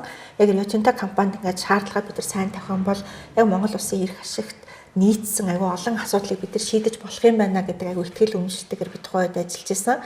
Гэхдээ тэрийг бас аягүй тойрж исэн аягүй олон хүмүүс байдаг. Тэр тойрж исэн олон хүмүүсийг би тухайд нэг сайн ойлгоогүйсэн. Одоо бол бас яг ойлгож байгаа байхгүй юу?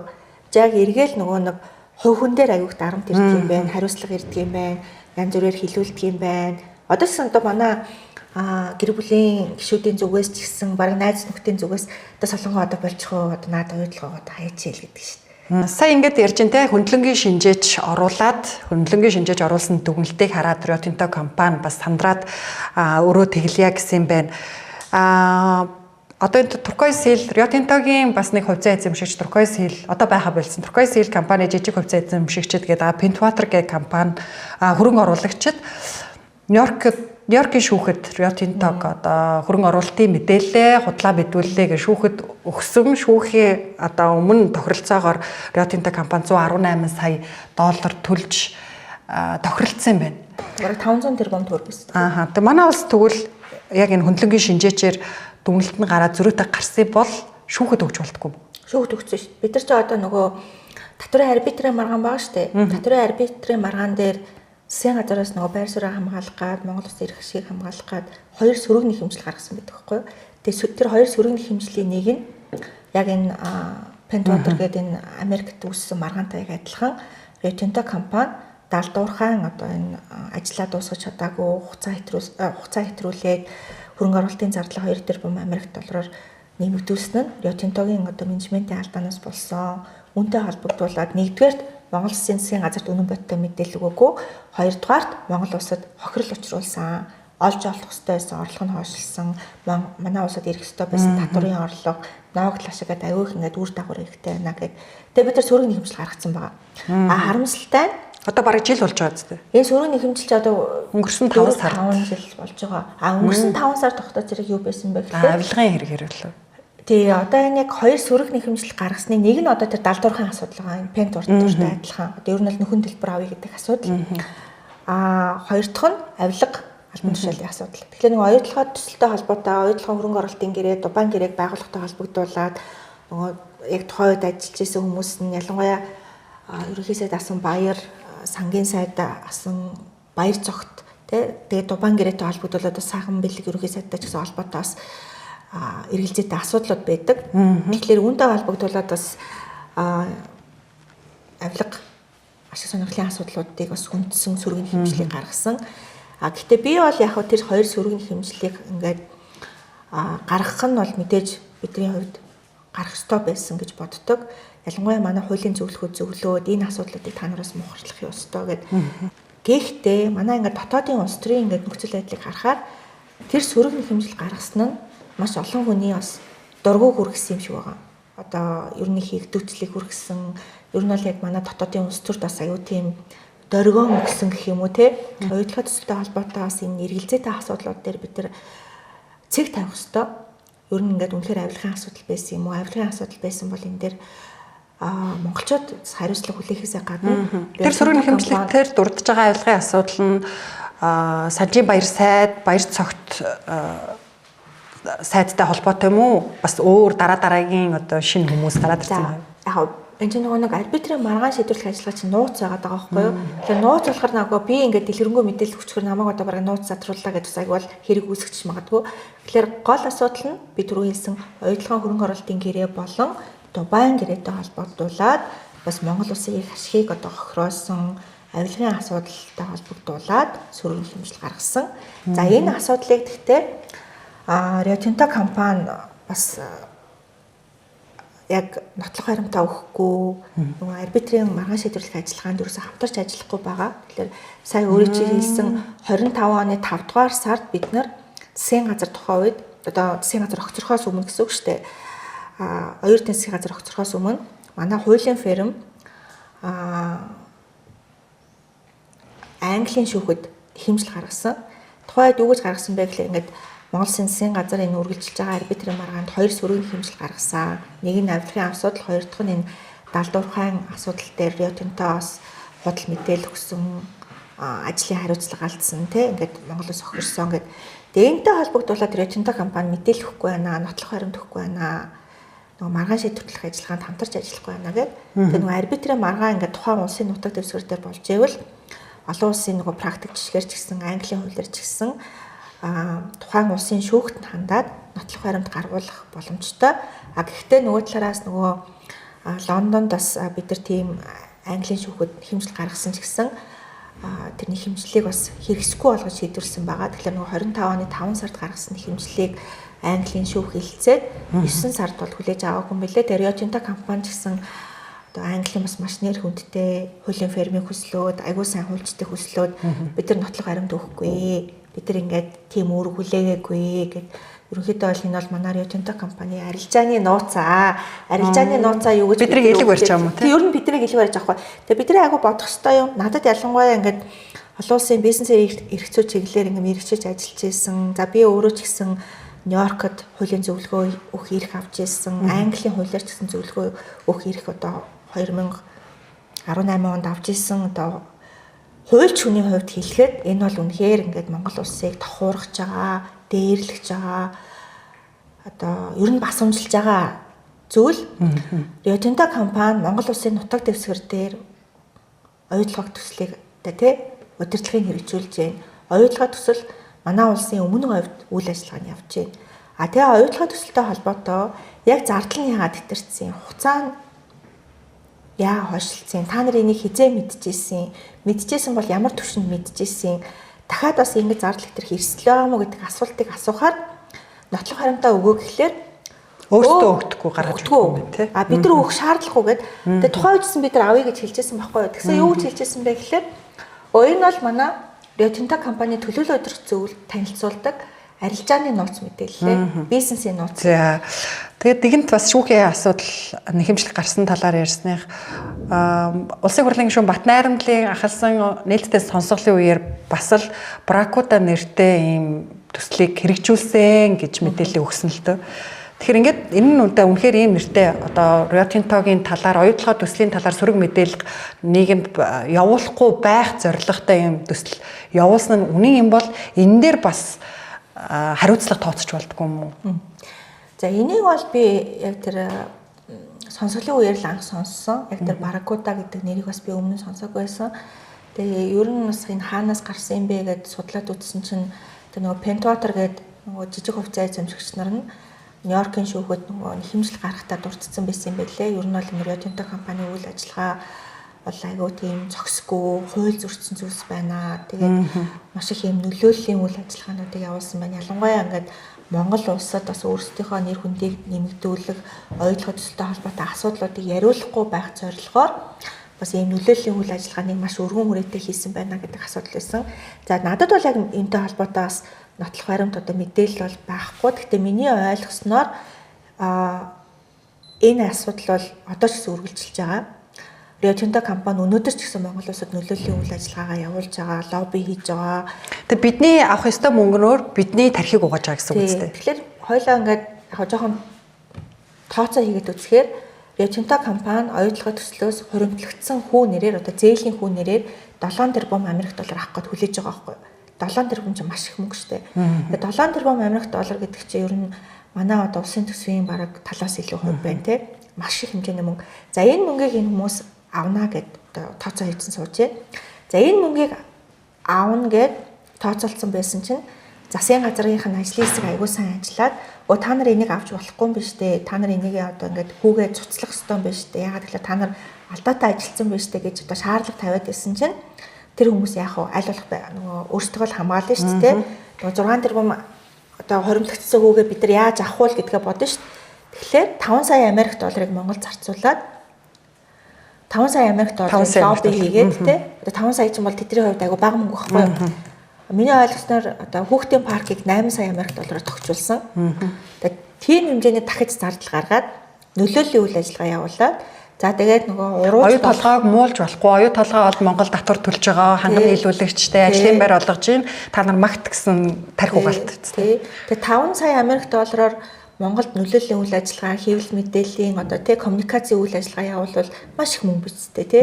Та одоо яг энэ чиглэлээр ажилладаг сэтгүүлч хүн. Тэгээд мэдээж би бол яг сэтгүүлчтэй одоо ингээд тэр мөнгийг авч ийн гэж бол хэлэхгүй. Гэхдээ энэ их хэмжээний мөнгө чинь эргээд манай одоо ингээд нөгөө улс төрийн шийдвэр гаргах процесс нөлөөлөд байдаг юм аа. За тэгээ урууч улс төрчдийг нь худалдаж аваад байдаг юм аа. За тэгээд өөрсдийнх нь ашиг сонирхолд ажиллах одоо тэр бизнесийн одоо нэгдмэл ашиг сонирхолтой улс төрчдөө дамжуулаад манай ингээд төрийн шийдвэр гаргах процесс нөлөөлөд байдаг учраас Rio Tinto компанитай яриа хэлцээ хийх бас айгүй хэцүү гэдгийг бас би хэлмээрээ. Танд тийм санал тавьж ирсэн үү? Таныг худалдаж авах? Гүү. Одоо намайг одоо угаасаа худалдаж авч чадахгүй гэдгийг мэдсэлсэн баг л та. Айгүй шаардлага тавиад зарчим яриад байгаа хүнтэй ч одоо айгүй бол ингээд тийм санал тавьчвал одоо хэвлэлээр ярьчихна л гэж бодох байлгүй дээ тий. За одоо энэ зээлийн хүүг яаралтай бууруулах хэрэгтэй, бууруулахдаа 3% бууруулах боломж байгаа гэж ярьж байгаа дээр таны бас нэг сүүлийн үед ярьж байгаа нэг өнцөг бол Rio Tinto оюу толгой компани, оюу толгой төсөл одоо яг хамгийн оргил үедээ олборлолтынхаа үед явж байгаа 25, 26 онд өндөр ашигтай ажилланаа. Гэвч бид нар ашигтай ажиллаж явах үед ноогдол ашиг авахгүй гэдэг үнцгийг явж байгаа л да. Энэ ашигтай ажиллаж явах үед ноогдол ашиг авахгүй гэдэг заалт хувь нийлүүлэгч хөрөнгө оруулалтын гэрээн дээр яаж тусгагдсан? Яг 2011 оны хувь нийлэгчдийн гэрээн дээр юу гэж хэлдэг вэ гэхээр оюу толгой компани бүх үр зээл бүх одоо нэг балансан дээр бичигдсэн байгаа өрөө төлж дуусны дараа ноогдол ашиг хуваарлна гэдэг заалт байдаг. Тэгээ сая бас хурал дээр сонсгол хийгээд энэ хувь нийлэгчдийн гэрээний заалтыг бас өөрчлөх чиглэлийг бол засгийн газарт өгсөн. Тэгэхээр энэ заалтыг бол өөрчлөх зайлшгүй шаардлагатай. Ер нь одоо олон улсын бизнесийн жишгээр ч гэсэн ялангуяа манай улс ч гэсэн ингээд бид нар бизнес эрхлэхдээ бүх олсон одоо орлого ашигаа зээлэн төлөөд өөртөө одоо ямар ч одоо тий ашиггүй ингээд суугаад ах чинь ер нь бол хэвийн бизнесийн үйл ажиллагаа биш шүү дээ. Одоо би ямар ч хөрөнгө оруулалт шамтран үсттэй. Шамтран шүү дээ. Одоо ингээд цөхрөн шүү дээ. Одоо би одоо ингээд айгүй их зээл аваад бизнес хийгээл те явж исэн чинь тэр нөгөө бизнесээсээ ашиг авахгүй тэгэл бүх мөнгөө нөгөө нэг зээлийн төлөөл хүүн төлөөл суугаад ах юм бол би ер нь тэр бизнесийг хийгүү яах вэ гэж бодож эхлэв шүү дээ. Хувь хүн дээр айгүй цөхрөлээ шүү дээ. Тэрнтэй ч гэсэн адилхан альч банк те компанид одоо болон одоо хүнд зээл өгтөө бүх орлогыг нь зээлэндээ авна гэж хэлдэг байхгүй одоо хүүндээ авна гэдэг. Тэгэхээр нөгөө өөр орлогын харьцаа гэдэг зүйлийг бас яагаад одоо банкуд тавиад яагаад бас ингээд нөгөө цалингийн зээл авах ч гэсэн бид нар 30%, 40% одоо тий орлогоороо цалингаараа зээл авч яах гэхлээр ерөөсөө тодорхой хэмжээнд нөгөө амьсгалах тэр нөгөө юуг нь үлдээх хэрэгтэй. Орон зай боломжийг үлдээх хэрэгтэй тий. Нөгөө ашигын ч гэсэн одоо үлдээх хэрэгтэй байхгүй. Тэгэхээр нөгөө энэ хувь нийлэгчдийн гэрээн дээр байгаа энэ нөгөө бүх зээл өрөө төлж дуусны дараа ноогдол ашиг тараана гэдэг маань ерөөсөө Rio Tinto-д л хамгийн ашигтай байгаа заалт. Rio Tinto компаниас энэ хүүгээс хүү бодогдож байгаа зүйл дээр ингээд хязээч энэ төлөгдөж дуусгүй циклийн ард бид нар ноогдол ашиг авахгүй л гэсэн заалт байна. Яг гол асуудал нь бид нар яагаад ингээ 2035 оны хүлээгээд одоо мөнгөсөх захирал бол 2035 он гэж хэлсэн.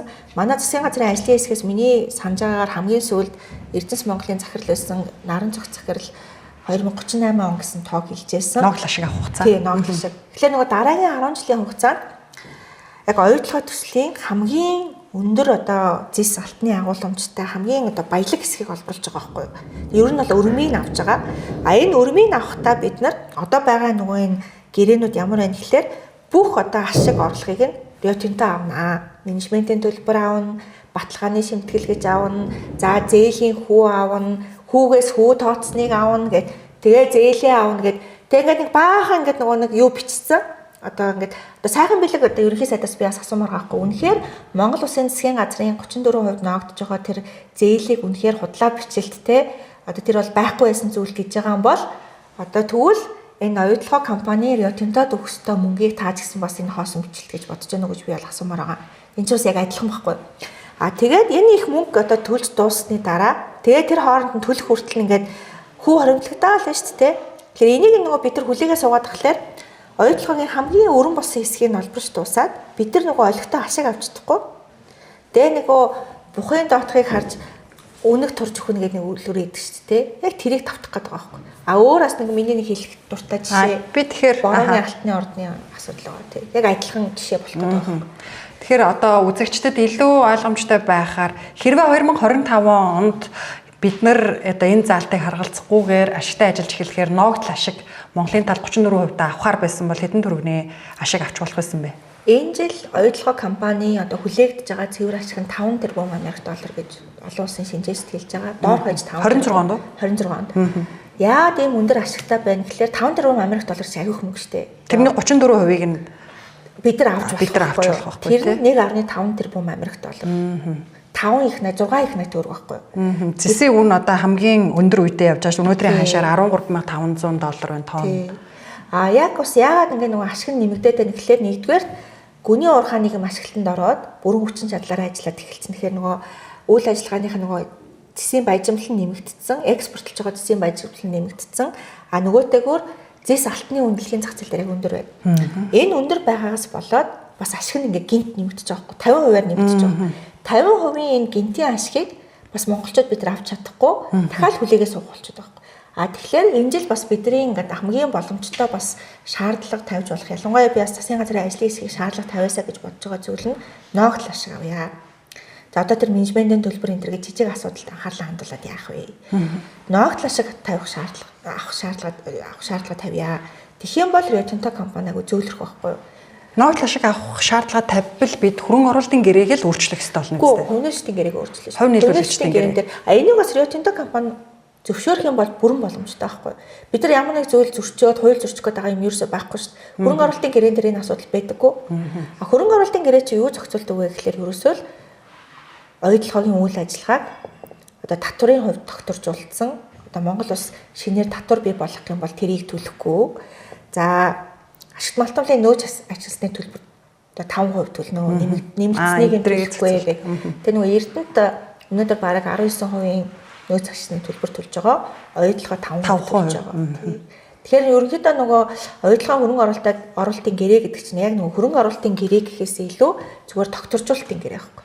Тэгээ илүү нөгөө оюутлогоо болон Rio Tinto компаниг ийм дархлаажуулалт өгж байгаа дархлаажилтын гэрээ гэх юм уу те.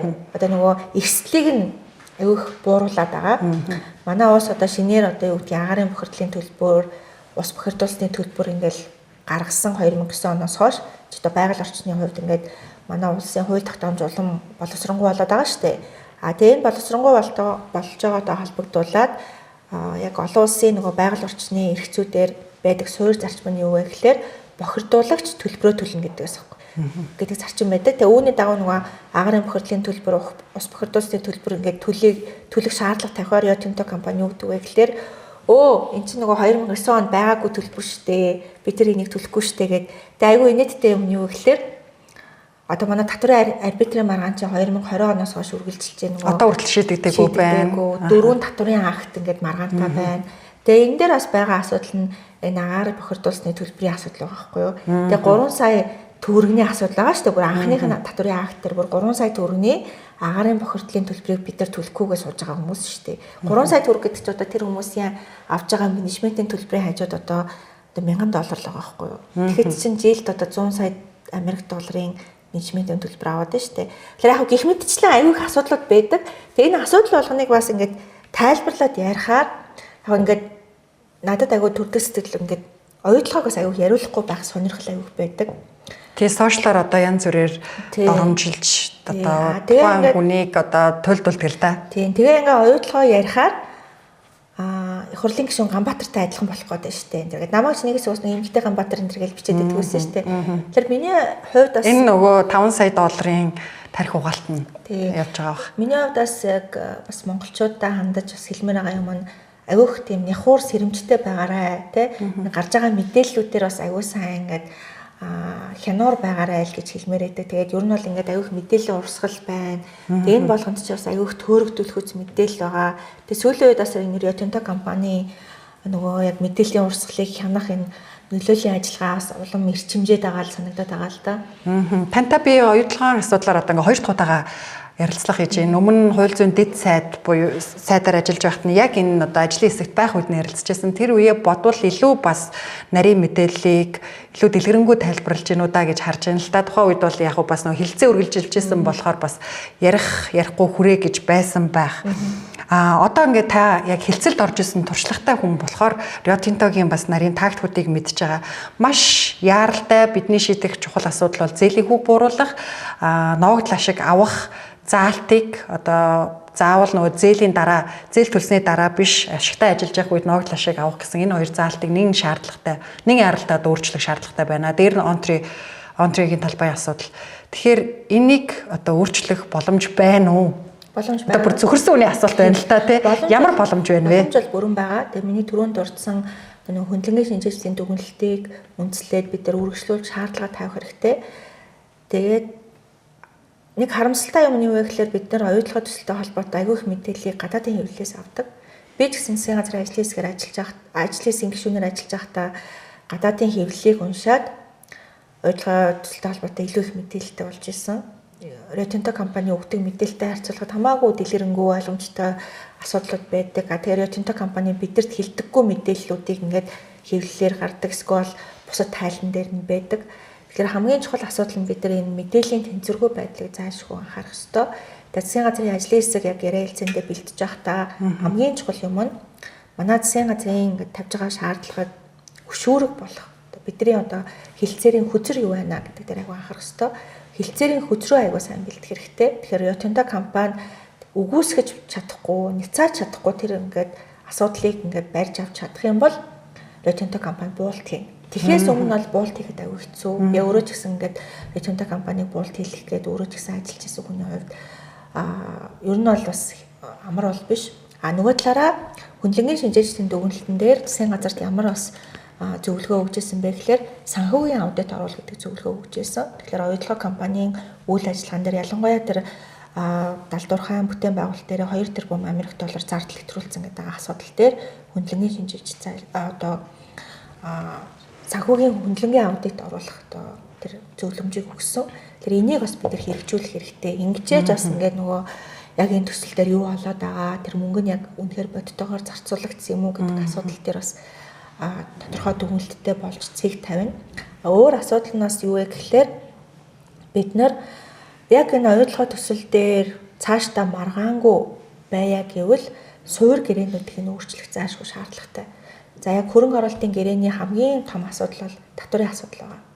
Тэгээд энэ бол ерөөсө хөрөнгө оруулалтын гэрээ гэж одоо нэрлэхэд бас яг нэр нь бол томцсон гэж би бодоод байдгийн. Докторжуулж гэрээ. Докторжуулалтын л гэрээ байхгүй юу?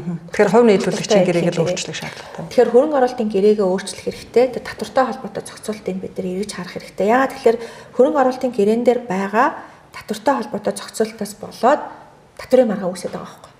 Тэгэхээр бид нар одоо энэ оюутлага төслөөр нь эхэлснээс хойш 2013 оноос хойш татварын маргаантай байгаа. Тэгэхээр хамгийн том төсөл дээрээ татварын маргаантай байгаад ах чи эргээд бас айгу зовлонтой байхгүй. Манай татварын албан ч айгу ачаал ихтэй, зовлонтой штэ.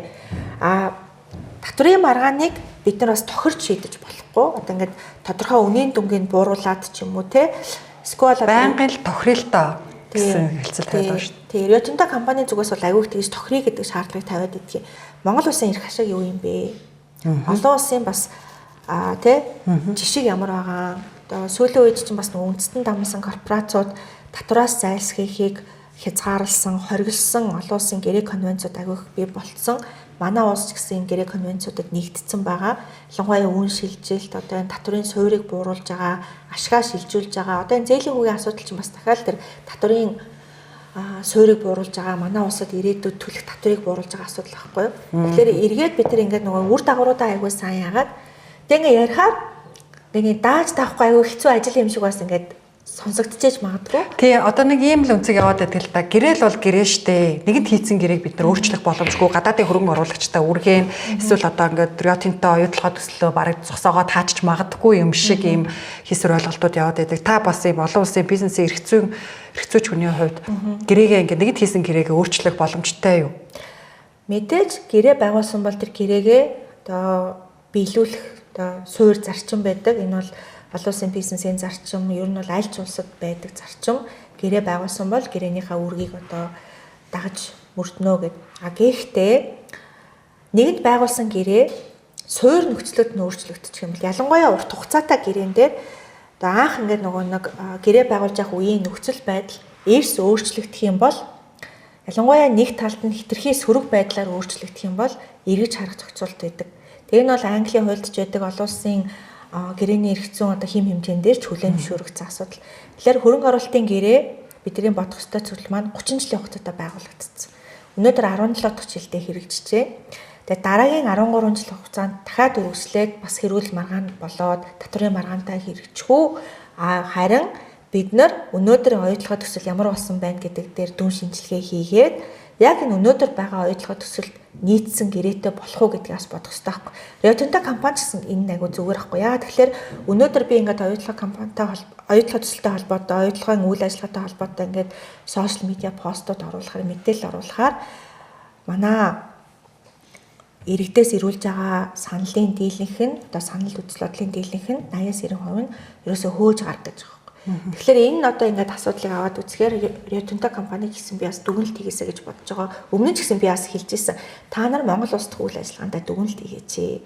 Та нарын яг ингээд хөрөнгө оруулагчтай тайлгнадаг Австрали, Америк те яг Англид одоо хэрэгжүүлдэг жишг стандарт ч мөн үү? Та нар ингээд бусад улсад Австралид ингэж одоо ажилтдаг уу гэд асуудаг байсан л та.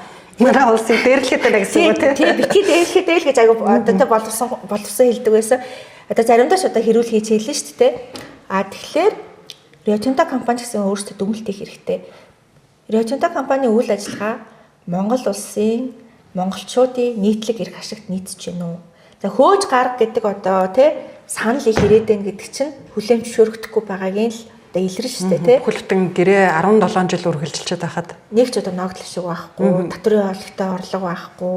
Тэгээ ингээд нөгөө тоонуудыг ингээд хараад үзэхээр ямар ч монгол хүн харамсгүйц одоо дүр зураг байдаг. Тэгээд миний хувьд бол бас цаашдаа ч гэсэн бас оюутлогоо төслийн гэрээг сайжруулах, ялангуяа Монгол улсад ирэх үр өгөөж, ногдол ашгийг нэмэгдүүлэх дээр бол анхаарч ажиллана гэж бодож байгаа. Тэгээ мэдээж бол айгүй хэцүү олон одоо цогц асуудал байгаа юм шиг харагдаж байгаа боловч бид нар яриа хэлцээ сайн хийж чадвал бас засаж сайжруулах бүрэн боломжтой. Тэгэхээр энэ дээр бас нөгөө монголчууд бид нар хамтдаа шаардлага тавиад нэгдмэл байгаад засгийн газартаа бас шаардлага тавиад их хурлын гишүүдтэй шаардлага тавиад ажиллах юм бол одоо таны яг сая асуусан үр дүн гарах боломжтой юу гэж бүрэн боломжтой байхгүй. Энд чинь Монгол улсын нутаг дэвсгэр дээр хэрэгжиж байгаа төсөл монголчууд бид нар 34% эзэмшиж дээ тий. Тэгээд 34% эзэмшиж байгаагаа бас өөр өгөөчийг гаргах хэрэгтэй. Тэгэхгүй хэрвээ ингээд бид нар яг одоо ингээд дүлээдэн боргоод зүгээр ингээд хард сууж байгаа дахиад 5-10 жил болох юм бол бидний хүүхдүүд бидрээс хариуцлага нэх байхгүй юу? Вэ та нар ч одоо юу хийгээ сууж исэн юм бэ? Ямар хариуцлагагүй юм бэ? Энд ч одоо Монголын хамаг баялагийг ингээд ачаад гараад. Одоо яг сүүлийн 2 жилийн хугацаанд л зээлийн хүү гэж ямар их мөнгө хүлдэх юм бэ гэдгийг ойлгож байгаа. Гэтэл яг ингээ энийг ойлгох төдийд л өмнөх ингээд одоо засгийн газар эрх баригчид нь юу хийж исэн бэ гэж нэхэж эхэлж байгаа байхгүй. Уг нь ингээл үеийн засгийн газраас ажлаа сайжруулах, юуг нь гэрээг сайжруулах гэж ажиллаж л байсан.